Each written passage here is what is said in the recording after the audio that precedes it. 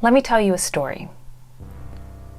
We were renting a crappy house in a fringe neighborhood from a landlord who didn't want to spend any money making necessary repairs. But I put my foot down and I insisted on a new kitchen faucet because the one that was there was just a continuously drippy mess. So he finally sent someone to repair it, an older man, very old school, didn't really want to pay any mind to me at all, only wanted to talk to the man of the house, and so he did, and my concerns were relayed, and I overheard him saying, "Oh, I understand. A woman's place is in the kitchen." Now I stood there, silent, shocked, and quite frankly, steaming in my own fury as he tottered away to get something from his van. Almost 10 years later, here I am in my kitchen, and just like the old man predicted, I feel like I spend 90% of my life here. Cooking and cleaning the same stuff over and over and over again, and now I'm even making videos about it. It's ironic and funny to me now, and in hindsight, I don't think the old man was saying it to be mean. I think he was just being casually factual in a sort of uncouth way. The person I am today would not have gotten so mad, but it took years to get here, and I still think about that old man and his backwards wisdom now and again, especially when I've been in my kitchen for far too long.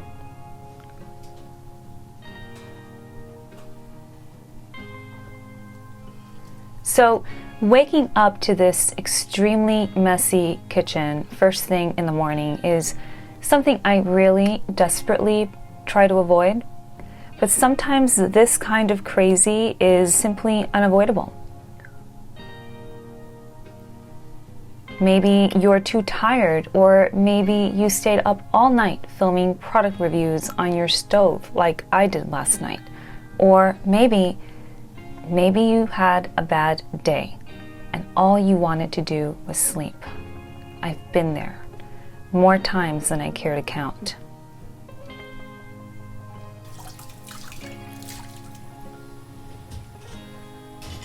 It happens to everyone, and over the years I've learned the best thing to do is grab that bull by the horns and get to it, even if it sucks. And it will suck. The day is decidedly better when you start with a clean kitchen, even if it's not perfect. But today I woke up to a messy kitchen and a cranky toddler who doesn't want to play too nicey nice with the person I've arranged to watch her while I clean all this up.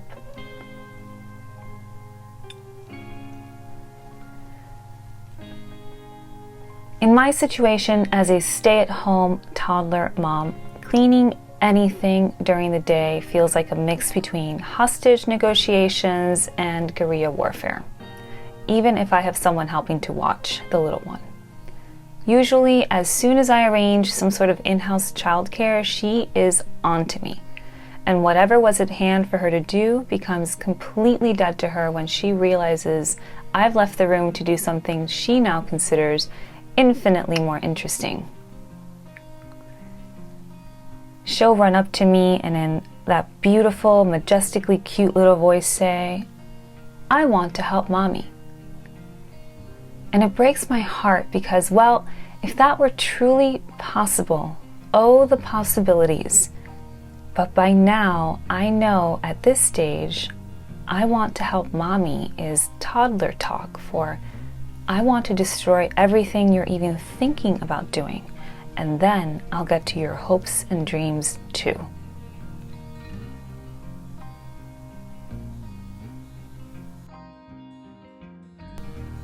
Okay, maybe not the last part, but when you're looking down the barrel of a messy kitchen like this, no further trouble is needed, and cleaning after hours would be a very welcome option.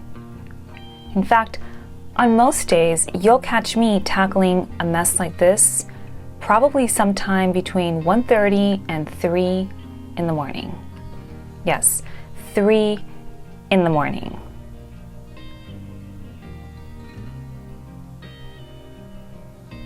Truly, I kid you not when I say I am so dedicated to increasing peace and quiet in my life that I have changed my sleep pattern to radically seek after peace and quiet.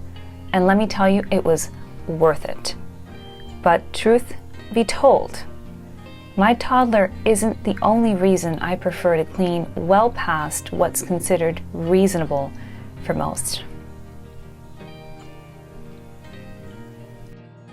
I simply enjoy cleaning the house so much more when I'm able to do so in solitude.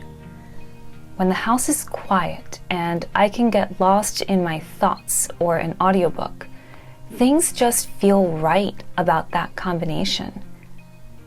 During the day, when the house is naturally busy and a million things have to get done, cleaning on top of that already kind of chaotic environment feels like madness to me. And honestly, during the day, I don't want to clean with my toddler. I want to play with my toddler, or teach my toddler, or go to new places with her, or go shopping with her, or create something new with her. I'm happy to do any activity that can withstand there being a gap between what I want to do and what my toddler wants to do. And what I mean is this. Let's say you want to teach your toddler how to draw a frog, but she only wants to build castles with her magnetic blocks.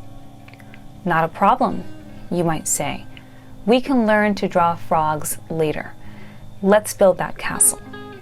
But now let's say you want to organize your shoe closet, yet she wants to take everything out of your closet and throw it on the floor, or else.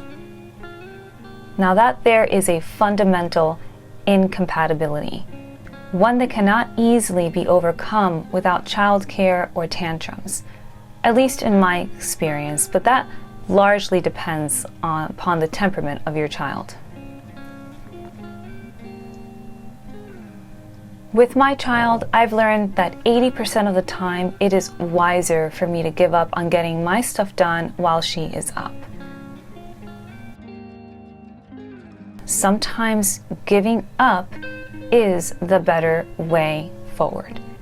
And that sounds really odd to say, especially in the hippy-dippy culture we live in, where everything is about setting super goals and getting everything done and being a boss bleep, regardless of what's going on around you. But not every toddler is willing to entertain themselves while mommy cleans or organizes.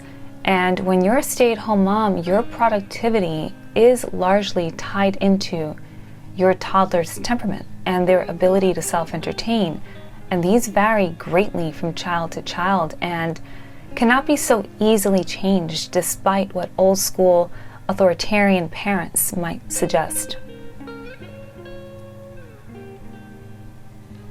Now, I know self-sufficient toddlers exist. I've seen them on YouTube, but that is not everyone's situation, nor should you try to force your toddler to be something they are not. Soon enough, they will fly the coop. So I prefer to work synergistically with what I've been blessed with rather than against it, which would only make everybody miserable. And so on an ideal day, I postpone at least 80% of my to-do list until after hours. And I try to pick 20% of it to do with my child if she will cooperate. I think in time that ratio will be flipped on its head, and I look forward to that, but in the meantime I will choose the peace of night cleaning when I can, because unbeknownst to you, the whole time I've been cleaning and filming this cleanup, I've been under constant threat of interruption by tantrum. No matter how many tantrums I survive, they still cause me tremendous anxiety and stress, and I try to prevent them as much as possible. It's almost like the frequency of my toddler screaming happens to match the natural resonance of my soul. And if resonance can take down bridges and buildings, what can it do to the soul of a tired mom? Better not to find out, but I can attest that not much is accomplished if baby is not happy, except giving mommy migraines, which I don't need any more of. I am called to peace, and so I will accept less productivity and even sleep sometimes if it means more peace and harmony and happiness for my family.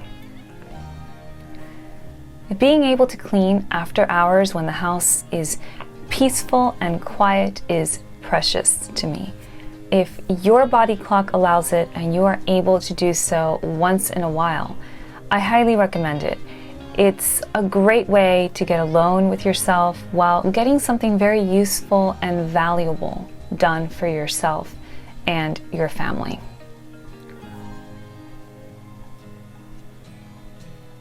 And here she is, folks, all nice and tidied up. And this clean look lasted for about 1.4 seconds, but that is my reality right now, and it really is a blessing if you have the right perspective. Not only does it provide endless cleaning content for my newborn YouTube channel, but more importantly, I consider my primary little mess maker such a blessing, and being a mother to her and all the stuff that goes along with that, including my messier than ever kitchen, is just another way I feel God is working on my character and doing a work in me, and I'm grateful every day for her and everything God has provided, including a kitchen that I get to cook for my daughter in and clean up thereafter. If you enjoyed this video, please consider subscribing and giving my newbie channel a thumbs up. It would be a great help to me. Feel free to visit my blog at simplequietlife.com for similar interesting content. See you in the next one.